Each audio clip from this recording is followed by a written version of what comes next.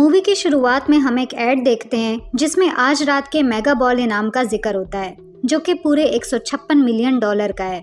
फिर शहर के किसी हिस्से में हम एक ड्रग डीलर को देखते हैं जिसका नाम स्टर्लिंग है।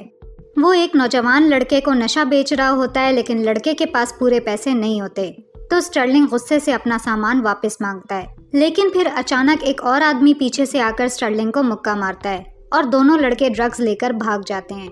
स्टर्लिंग उनके पीछे भागता है और उन पर बंदूक तान लेता है, मगर लड़के उसकी धमकी को इग्नोर करके गाड़ी में बैठकर भाग जाते हैं, जिस पर स्टर्लिंग गुस्से से पागल हो जाता है।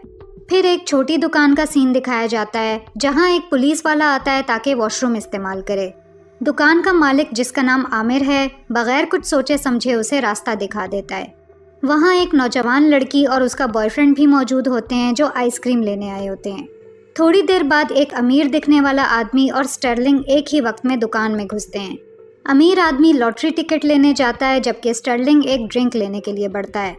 वो अमीर आदमी थोड़ा नस्ल परस्त लगता है क्योंकि वो आमिर की दुकान का मजाक उड़ाता है।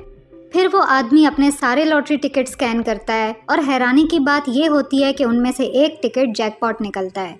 उसके टिकट के नंबर मशीन पर दिखाए गए नंबर से मैच करते हैं। आमिर भी इस बात को कंफर्म करता है कि वो आदमी वाकई लॉटरी जीत गया है, जो कि 156 मिलियन डॉलर की है।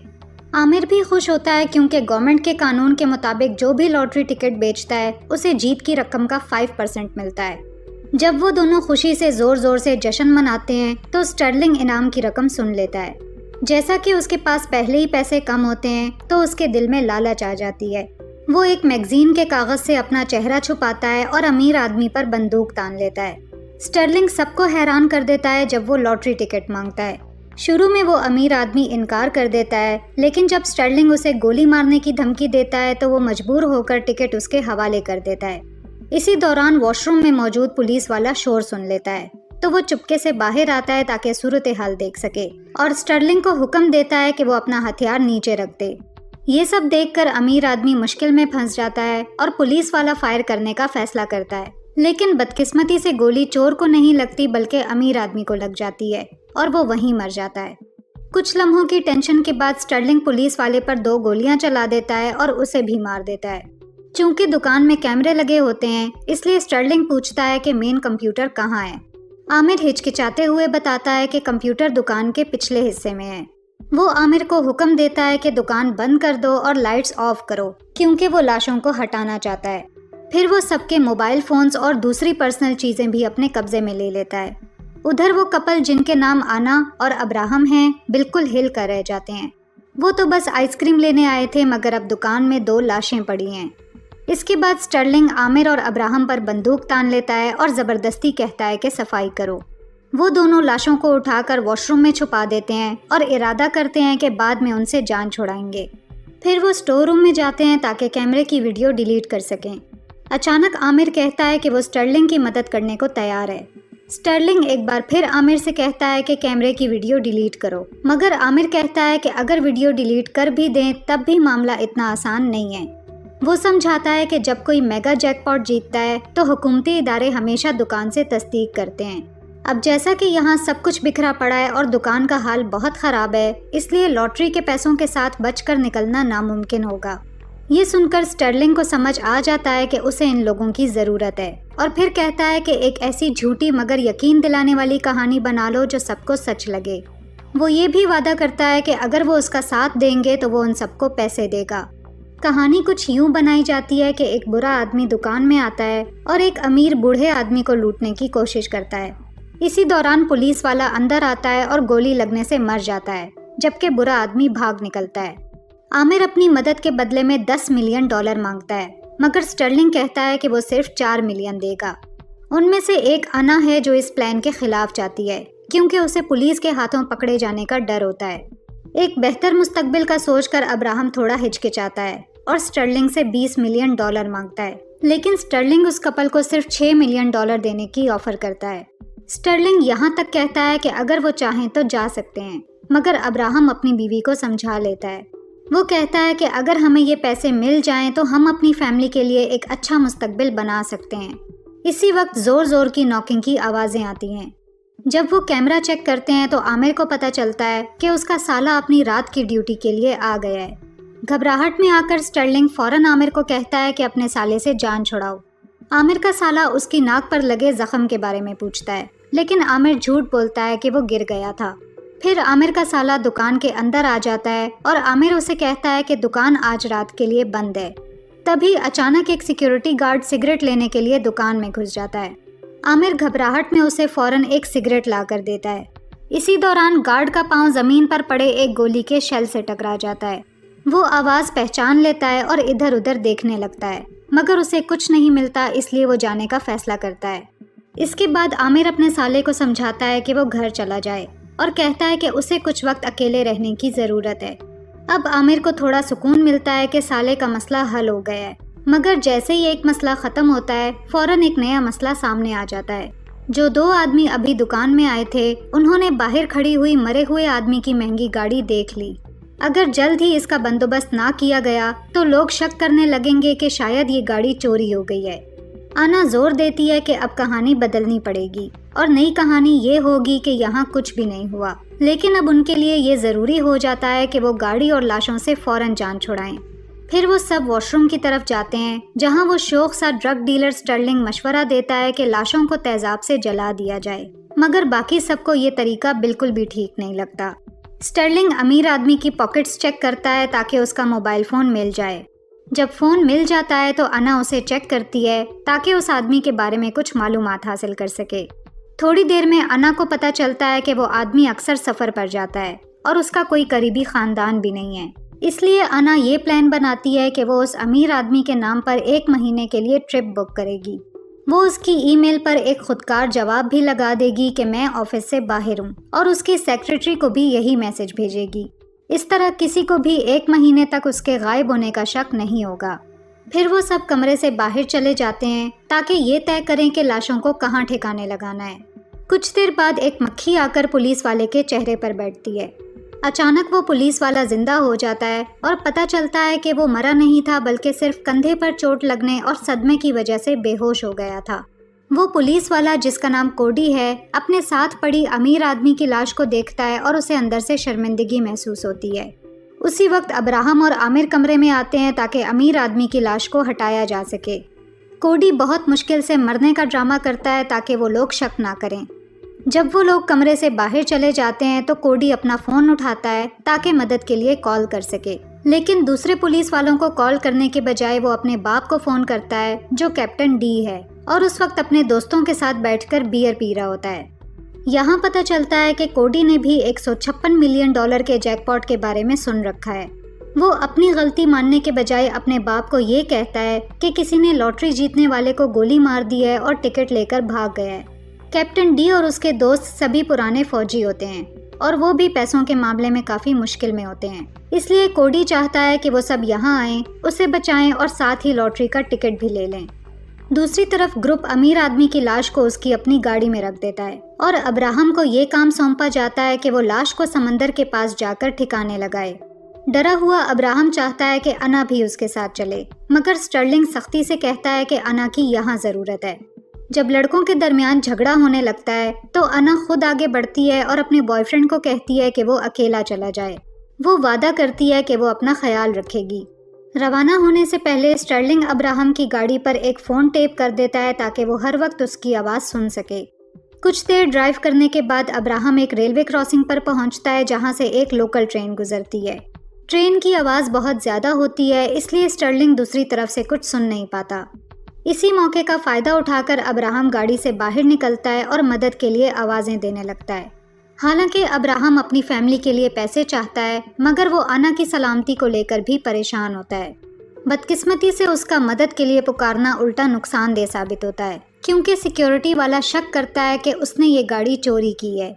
अब्राहम अपनी बात समझाने की कोशिश करता है, लेकिन सिक्योरिटी वाला उस पर पेपर स्प्रे कर देता है।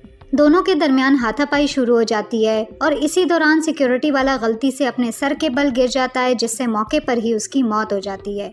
चूंकि आसपास कोई नहीं होता, इसलिए अब्राहम जल्दी से उसकी लाश को गाड़ी की डिग्गी में रखता है और वहां से निकल जाता है। अब उसके पास सिर्फ एक नहीं बल्कि 2 लाशों का बोझ है जिनसे उसे जान छुड़ानी है। दूसरी तरफ कैप्टन डी और उसके फौजी दोस्त पूरी तैयारी के साथ दुकान के बाहर पहुंच चुके होते हैं। वो अपने साथ बंदूकें, स्नाइपर, वॉकी टॉकी और वो सब सामान लाते हैं जो आमतौर पर फौजी जंग में इस्तेमाल करते हैं। स्नाइपर के जरिए वो दुकान के आसपास का माहौल चेक करते हैं और स्टर्लिंग पर गहरी नज़र रखते हैं। इधर ये सब हो रहा होता है और उधर कोडी अभी भी वॉशरूम में पड़ा होता है और आहिस्ता आहिस्ता उसका खून बहता रहता है। वहाँ आमिर, जो सारी सीसीटीवी वीडियो डिलीट कर चुका होता है, अब इंतज़ार करते करते थक चुका होता है। आमिर जानता है कि जैसे ही सब कुछ ठीक हो जाएगा, स्टर्लिंग उन सबसे धोखा करेगा, इसलिए वो एक हथौड़ी उठाता है ताकि उसे अभी ख़त्म कर दे। अना उसे रोकने की कोशिश करती है मगर आमिर अपने फैसले पर कायम रहता है। इसी वक्त स्नाइपर बाहर से स्टर्लिंग पर नज़र रखे होता है और वो एक गोली चलाता है, मगर वो कुछ सेंटीमीटर के फ़र्क से चूक जाता है। थोड़ी देर बाद बाकी फौजी अंदर का दरवाज़ा तोड़कर धावा बोल देते हैं और सबसे पहले आमिर को गोली मार दी जाती है, जबकि कोडी को बचा लिया जाता है। स्टर्लिंग दुकान के सामने वाले दरवाजे से भागने की कोशिश करता है, मगर स्नाइपर आखिर उसे गोली मार देता है और वो वहीं मारा जाता है। अब्राहम, जो रास्ते में होता है, अपने फ़ोन पर गोलियों की आवाज़ें सुन लेता है। वो बार बार पूछता है कि सब खैरियत है या नहीं, मगर दूसरी तरफ से कोई जवाब नहीं आता। उधर कैप्टन डी दुकान के कोने कोने की तलाशी लेता है ताकि देख सके कि कहीं और लोग तो नहीं छुपे हुए।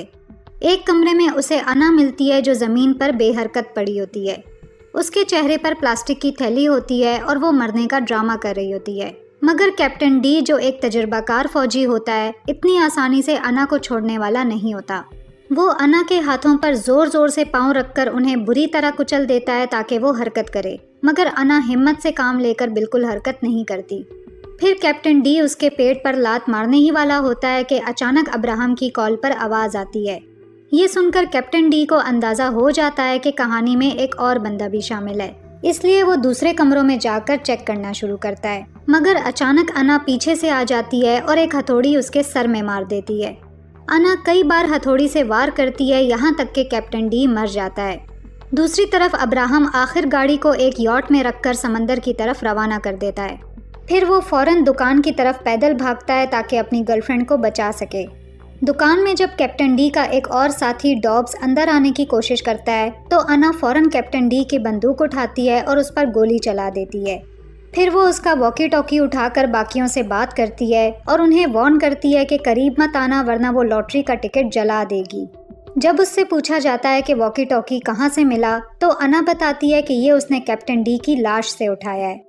बाकी दो फौजी अपनी गाड़ी में होते हैं और कोडी, जो काफ़ी खून खो चुका होता है, उनसे कहता है कि उसे हॉस्पिटल ले जाएं। मगर तीसरा आदमी, जिसका नाम कैप्टन रटलेज है, मशवरा देता है कि अभी इंतज़ार करना बेहतर होगा। वो ये बात भी नहीं बताता कि उसका बाप कैप्टन डी मारा जा चुका है। इधर डॉब्स को इस मिशन की जीत पर शक होने लगता है, मगर कैप्टन रटलेज जिद पर होता है कि वो लॉटरी का टिकट हर सूरत हासिल करेगा। थोड़ी ही देर बाद अब्राहम दुकान के दरवाजे पर पहुंचता है, इस बात से बेखबर के अंदर क्या कुछ हो चुका है। जब फौजी उसे देखते हैं तो वो फौरन उसे काबू में कर लेते हैं और अपने साथ गाड़ी में ले जाते हैं। फिर वो अब्राहम को मारना पीटना शुरू कर देते हैं ताकि अना को बाहर निकाला जा सके, मगर अना सामने आने की बजाय वॉकी टॉकी पर उनसे बात करती है। वो साफ साफ कहती है कि हुकूमती इदारे कभी भी 156 मिलियन डॉलर की रकम तब तक नहीं देंगे जब तक उनके पास कोई काबिले यकीन कहानी ना हो। लेकिन अना के पास एक ज़बरदस्त कहानी होती है, एक गरीब लड़की और उसके पियानो बजाने वाले हस्बैंड की। एक रात उन्होंने लॉटरी जीती और कुछ बुरे लोग उन्हें लूटने आ गए, मगर फिर कुछ बहादुर एक्स आर्मी ऑफिसर्स मौके पर पहुंचे और उन्हें बचा लिया। इस कहानी के साथ अना वादा करती है कि अगर वो उसे और अब्राहम को जाने दें तो वो उनके साथ आधी रकम बांट लेगी। लेकिन बदकिस्मती से कैप्टन रटलेज इस बात को मानने के लिए तैयार नहीं होता, बल्कि वो डॉब्स को हुक्म देता है कि जाकर अना को ख़त्म कर दो। वो खौफनाक नजर आने वाला आदमी यानी डॉब्स अंधेरी दुकान में बंदूक लिए अना को तलाश करने लगता है। आखिर वो उसे फ्रीज़र के अंदर मिल जाती है और फिर दोनों के दरमियान ज़बरदस्त लड़ाई शुरू हो जाती है। जैसे ही लगता है कि वो अना को गला दबाकर मारने वाला है, अना अचानक एक टूटी हुई बोतल से उस पर वार कर देती है।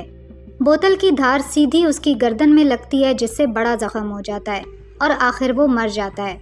अब जबकि अना ने अकेले 2 साबका फौजियों से लड़ाई की होती है, वो थक कर चूर और ज़ख्मी हो चुकी होती है। अपनी आखिरी ताकत जमा करके वो एक माचिस जलाती है और फायर स्प्रिंकलर्स को चालू कर देती है, इस उम्मीद में कि शायद इससे पुलिस को खबर हो जाए। बाहर जब डॉब्स काफ़ी देर तक वापस नहीं आता तो कैप्टन रटलेज फैसला करता है कि अब उसे खुद ही अंदर जाना होगा। वो अब्राहम को ज़बरदस्ती गाड़ी से बाहर निकालता है और ख़ुद दुकान के अंदर जाने के लिए निकल पड़ता है। इसी दौरान अना, जो खून में लथपथ होती है, ज़मीन पर रेंगते हुई दुकान के सामने वाले दरवाजे तक पहुंचती है ताकि स्टर्लिंग के पास पड़ा हुआ लॉटरी का टिकट ले सके। जैसे ही वो टिकट को देख रही होती है, अचानक कोडी वहां आ जाता है और अपने बाप की मौत का बदला लेने के लिए अना के पेट में बेरहमी से गोली मार देता है। मगर इससे पहले कि कोडी अना को मुकम्मल तौर पर मार डाले, अब्राहम और कैप्टन रटलेज वहां पहुंच जाते हैं। एक हैरानकुन मोड़ में बदनामे ज़माना कैप्टन रटलेज कोडी के करीब आता है और उसकी अपनी ही बंदूक से उसे गोली मारकर ख़त्म कर देता है, क्योंकि कोडी अब एक बोझ बन चुका था और रटलेज किसी भी कमज़ोरी या गवाह को जिंदा नहीं छोड़ना चाहता था। फिर वो अब्राहम की तरफ मुड़ता है और उसे आज़ाद कर देता है। वो जानता है कि उसे उनकी ज़रूरत है और उन्हें भी उसकी, इसलिए वो उन्हें जाने देता है। थोड़ी देर बाद पुलिस मौके पर पहुंच जाती है और हालात को अपने काबू में ले लेती है। फिर कई हफ्ते बाद का सीन दिखाया जाता है जहां कैप्टन रटलेज एक टीवी शो पर नजर आता है। यहाँ पता चलता है कि वो अब एक नेशनल हीरो बन चुका है, क्योंकि अब्राहम और अना ने झूठ बोल दिया था कि उसने आकर उन्हें बचाया था। उसे उनके मुआहदे के मुताबिक लॉटरी के इनाम का आधा हिस्सा यानी $78 मिलियन भी मिल चुका होता है। दूसरी तरफ हम अना को हॉस्पिटल में देखते हैं, जो आहिस्ता आहिस्ता ठीक हो रही होती है। पेट में गोली लगने के बावजूद वो अब बिल्कुल ठीक हालत में होती है। लोगों को उस पर तरस आता है कि उसने कितनी बड़ी मुसीबतों का सामना किया, इसलिए वो उसे बहुत से गिफ्ट्स भेजते हैं। फिर अब्राहम और अना सोचते हैं कि अब आगे क्या करना चाहिए, और यहाँ मूवी ख़त्म हो जाती है। मूवी पसंद आई हो तो वीडियो पर लाइक और कमेंट ज़रूर करें और ऐसे ही मूवी रिकैप्स देखने के लिए चैनल को सब्सक्राइब करें। Thanks for watching.